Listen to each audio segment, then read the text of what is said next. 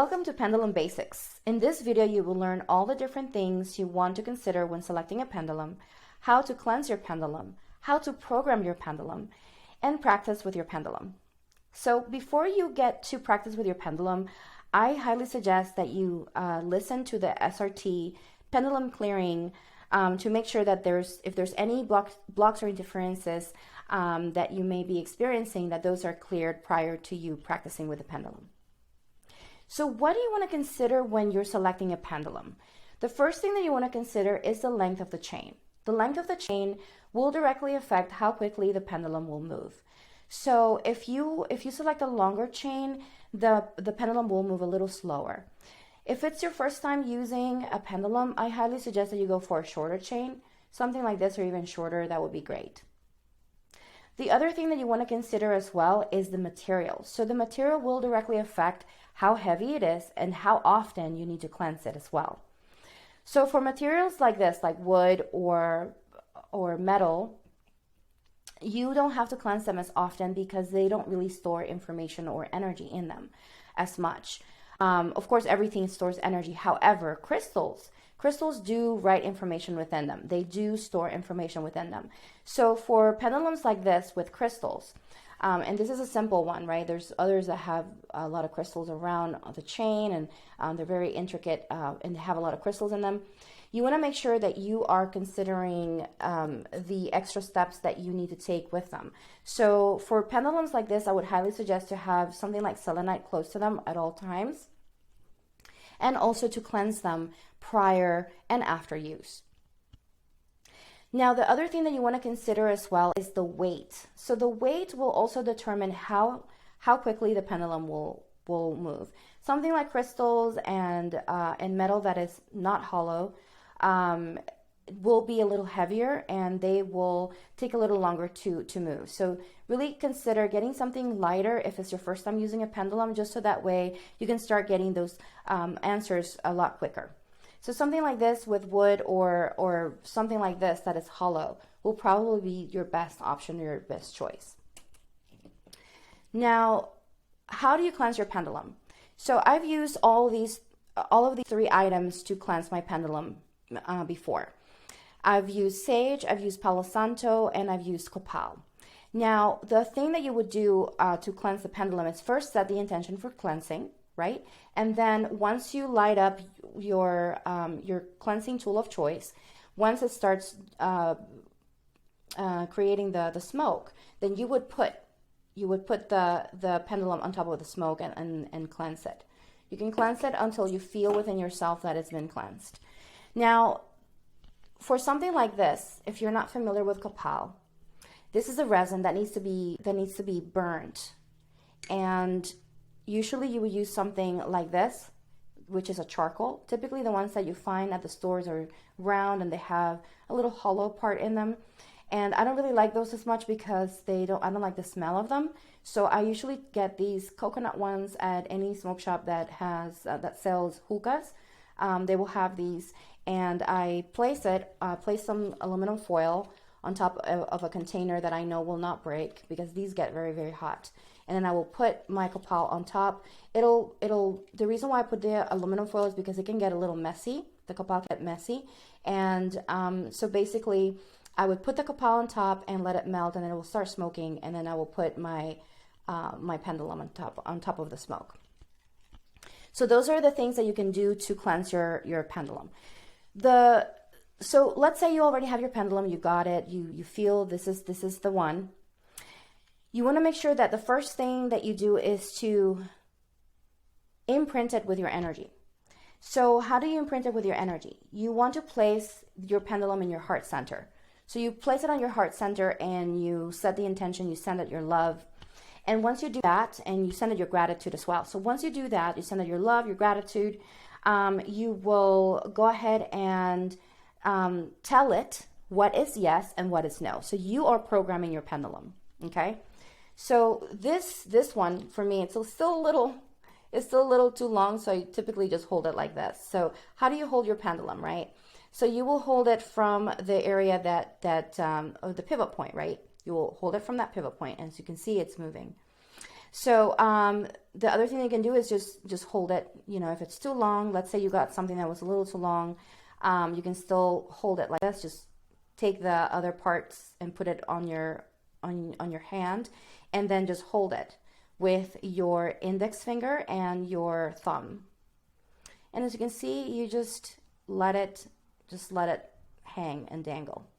Now the beautiful thing about this is that it allows you to really get acquainted with your pendulum. It allows you to really allow yourself to stay focused in the movements and how your particular pendulum is moving and speaks to you. So I highly suggest that you really get yourself acquainted with your pendulum by just holding it up and observing and feeling it in your hand. You don't want to hold it too tight. You don't want to, you want to make sure that your hands are relaxed. So really make sure that you're doing a little bit of that mindfulness scan from the top of your body all the way to the bottom of your feet, and really notice if there's any tension in your body, and breathe through your body to allow yourself to relax and let yourself be in that moment. The beautiful thing about the pendulum is that you're focusing on the now. You're focusing on the present moment. You're having that conversation with your pendulum, allowing yourself to be in that space of conversation with it. Remember that this conversation is a conversation with your highest self. It's a conversation with your soul. So when you're doing this, you are connecting to subtle movements, to subtle energies. So it's important that you are relaxed, that your energy is present, that your mind is present, and your energy is present at this moment. So as you can see, this pendulum is ready to start. How do you know it's ready to start? Because it's not moving anymore, right? So you're going to tell your pendulum. So this is what you're going to do to program your pendulum. You're going to tell it this is yes. You're going to move it like that. You're going to say this is yes. And then you will go ahead and stop it. And then you'll say this is no.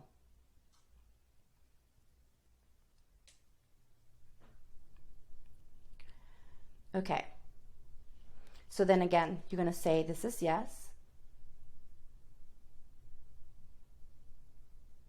And then you're going to tell it this is no.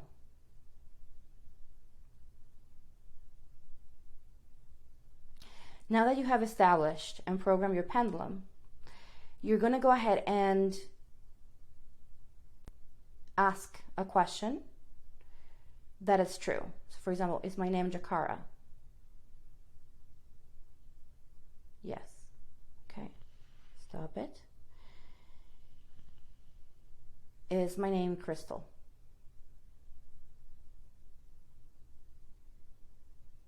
No. Again, I'm gonna go ahead and just gonna put it right here so you can see it. Is my name Jakara?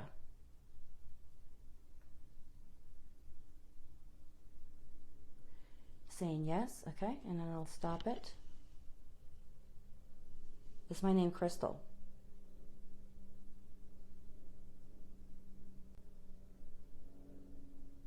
And as you can see, the movement is subtle. So hence the reason why it's important that you really get yourself centered and relaxed before you use the pendulum. It's because the movements are going to be picked up by the subtle movements of your body. So these are what they're called ideomotor responses. So these are all coming from your subconscious mind, which in turn are coming from your spirit or your soul or your highest self. So you want to make sure that that you are relaxed whenever you're doing this. Okay. If you feel like you're not getting any movements, just get yourself situated again. Just put the pendulum down, take a breath, and allow yourself to stay present in the moment. You can go ahead and try again, and don't get frustrated. It's just gonna come in time. But the more you practice with it, the easier it will get. And another thing that I wanted to mention as well is that sometimes whenever you're starting, your pendulum might start telling you no in a wobbly way, like maybe it'll go on an angle instead of on a straight line. That's okay. Eventually it'll start actually going on a straight line for you. So I typically don't hold my pendulum like this. I like to hold it a little shorter, and the reason why is because it for me, whenever I'm doing clearings, is a little easier because the movements are a little faster. So I'm going to show you how I hold it. So I hold it from these two fingers, so the middle finger and thumb. And then I just ask Spirit. I say, Spirit, tell me what is yes. There it is. It's telling me what is yes. Spirit, tell me what is no. No. Spirit, tell me, is my name Jakara? Yes. Spirit, tell me, is my name Christine? No. If you notice how I'm not stopping it every time, but if you need to stop it to trust the answer, you can go ahead and stop it first and then ask the question. So as you get acquainted with it, you'll notice that it'll start doing it'll start moving on a circle, and then it'll go towards the answer that it needs to go. So trust the movements, and that's the reason why it's important that you get acquainted with the pendulum and get acquainted with how it moves, because that's how your pendulum speaks to you, is by those subtle movements. And then you will know when it's, for example, like if you already got an answer and then you're asking a question right away, you'll notice that it'll start changing by doing that circle motion like you see right now, and it'll give you the no's or the yes, right? Just like that. Thank you, Spirit. So with that said, I hope that this helps you with getting started with a pendulum. And it's important that you practice. Just practice as much as you can. Make sure that you cleanse it with whichever cleansing tool you want to use. And do consider the weight of the pendulum, because that will definitely affect how quickly it's going to move. So really get acquainted with that, with the weight of the pendulum, with how the subtle movements of the pendulum, and start speaking to it, start asking questions. I typically take this one with me everywhere I go.